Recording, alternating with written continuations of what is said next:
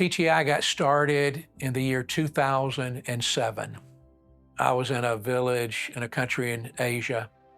And as I'm walking through the village, I noticed there were mosques and Hindu temples, but there was no church. And over to the side, I could see a rice paddy with some young men working in it, just hard labor, just working hard all day, trying to feed their families. I saw their wives taking care of their little babies. I saw the older women were cooking a meal over an open fire. And little children were walking around playing. Their toys were sticks. One of them had a water bottle, plastic water bottle, dried up and squeezed together. That was his little toy. And I just asked, where's the church? And they said, well, there's temples here, there's mosques here. But one of them replied to me, Dr. David, there's no church here. There's probably never been a church here, will probably never be a church here.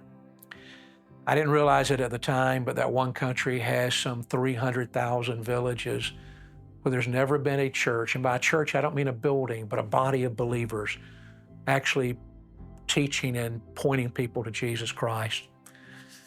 I looked at these guys out in the field, they love their families as much as I love mine. I looked at the moms and the little children, and it occurred to me, these people are not rejecting Jesus Christ. They don't know who he is. And they don't know who he is because nobody's ever told them. The mission of TTI is to get the gospel to every people and every place as quickly as we can. We partner with the local church.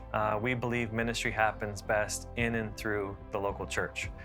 So that's our starting point. Ephesians 4 talks about the leaders of the church equipping the saints for the works of the ministry. So a local church pastor will cast a vision to their people to be a disciple that makes disciples. And at the local level from the church, the pastor trains the believers to actually learn how to share their faith, how to make disciples, and begin by gathering those disciples together as a group.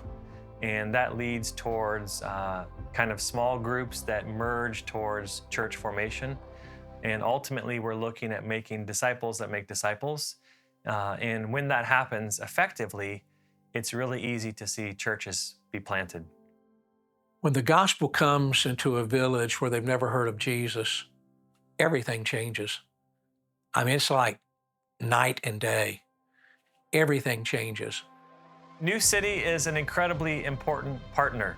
We look at partnerships in the context of the Great Commission as a spiritual battle. And TTI are the troops on the front line, if you will. Every battle needs the troops on the ground. But every battle also needs the supply lines and the aerial support. So the resources, the support that New City gives is critical. And also the prayer is the aerial support to the troops on the ground, because we're in a spiritual battle and we need every aspect on the front to go after the kingdom of darkness, which rules in a lot of places of the world today. Finding and following Jesus is incredibly important.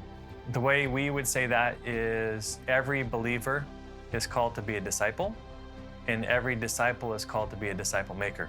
Because there are roughly 3 billion people in the world today considered unreached. And what that means is they will live their entire life probably never once hearing the name of Jesus. Bank of America Stadium in downtown Charlotte holds 75,000 people. Every day, you could fill 2 stadiums with people that will die and spend eternity without Jesus. That's how many people die every single day without Christ. Most of them are from unreached people groups and unreached places. So we have an opportunity to get the gospel to them. And every day there's an urgency, there's a desire to see the gospel go to the unreached because eternity is at stake. So that's our passion, it's our motivation. We see the lost are not rejecting Jesus, they simply don't know who he is. And we have the good news and we want to do something about it.